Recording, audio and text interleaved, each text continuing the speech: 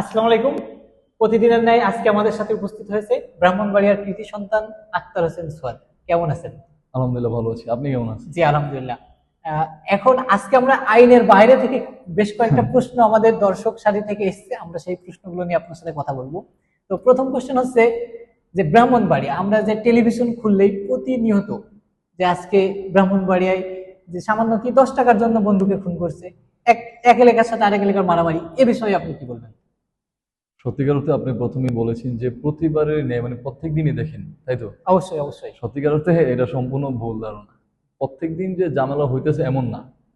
আমাদের বাংলাদেশে কিছু হলুদ সাংবাদিক দেখা যাচ্ছে, তাদের মূল উদ্দেশ্য থাকে যে সম্মত প্রচার করে না, তাদের মূল উদ্দেশ্য থাকে ভিউ দান্দা।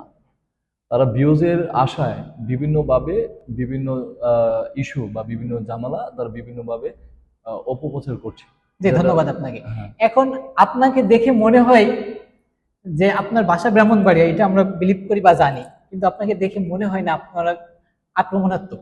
এই এ যে বিষয়ে আপনি কি বলবেন? এই যে আপনি কিন্তু আমার সাথে আপনার পরিচয় আছে, ইভেন আমার সাথে চলাফেরা করেছেন। দ্যাটস ওয়াই আপনি বুঝতে পারছেন যে আমার ভিতরে ব্রাহ্মণবাড়িয়ার যে আপনার ধারণাটা ছিল ওইটা কিন্তু ভুল।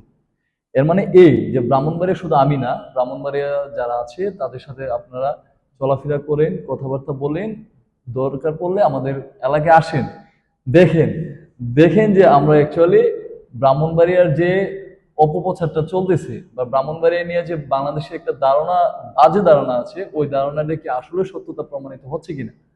এই যে আমার সাথে আপনি যদি চলাফেরা না করতেন বা আপনার সাথে যদি আমার পরিচয় না হইতো, তাহলে কিন্তু এই যে আমার বিষয়ে ব্রাহ্মণবাড়িয়া যে আমি ব্রাহ্মণবাড়িয়া ছেলে, যে ওই বিষয়টা আপনার যে ভুল ধারণাটা ওইটা থেকে যেত। ধন্যবাদ আপনাকে। হুম। সুপ্রিয় দর্শক, আজকে যখন আমাকে এসএমএস এ জানানো হলো যে ব্রাহ্মণবাড়িয়ার একটা গেস্টের সাথে ভিডিও করতে হবে, আমি তখনই একটু আতঙ্কিত যে একটা ব্রাহ্মণবাড়িয়ার, কারণ আমরা প্রতিদিন নিউজ দেখি, এটা দেখে অভ্যস্ত, যে তার সাথে ভিডিও করতে হবে। আমি দেখেন এখনো কিন্তু একটু ভয় আছে, কিন্তু আমাদের গেস্ট আক্তার হোসেনের সাথে কথা বলার পরে বুঝলাম তার কথা এবং তার চেহারায় ব্রাহ্মণবাড়িয়ার কোনো ছাপই পাইনি। তো আসুন, আমরা ব্রাহ্মণবাড়িয়া সম্পর্কে অনেক তথ্য জানছি। পরবর্তী কোনো ভিডিওতে আমরা অন্য কোনো বিষয় নিয়ে কথা বলবো। সেই পর্যন্ত সবাই ভালো থাকুন, সুস্থ থাকুন। আল্লাহ হাফেজ।